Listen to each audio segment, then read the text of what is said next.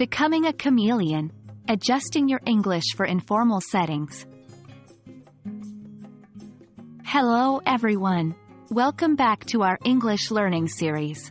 Today, we're diving into an exciting topic that many English learners find both fascinating and a bit tricky: transitioning from formal to informal greetings. Particularly, we'll focus on adjusting language and tone to match the level of informality. So, if you're ready, let's dive in. Before we can adjust our language and tone, it's important to understand what levels of informality look like.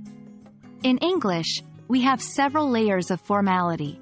From the most formal business meetings to a casual chat with friends, the language we use can differ greatly.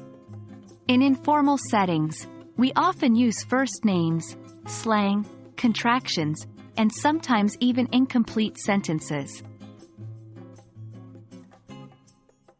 The first step in making our English sound more informal is by using first names and contractions. In a formal setting, we might say, "Good evening, Mr. Smith." But if we're becoming more informal, this might change to, "Hey, John," or even just, "Hey." Notice the use of the first name and the more casual greeting. Also, contractions like "it's," "can't," and "don't" are used more frequently in informal speech.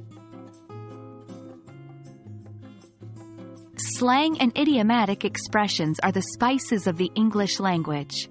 They can add color and character to our conversations. In informal conversations, we often use expressions like "what's up" instead of "how are you?" or "see ya" instead of "goodbye." Be careful though, slang and idioms can be very region and culture specific. It's important to learn them in context. In addition to the words we choose, the tone of voice also plays a critical role in conveying informality. When we're speaking informally, our tone often becomes more relaxed, more expressive, and less careful.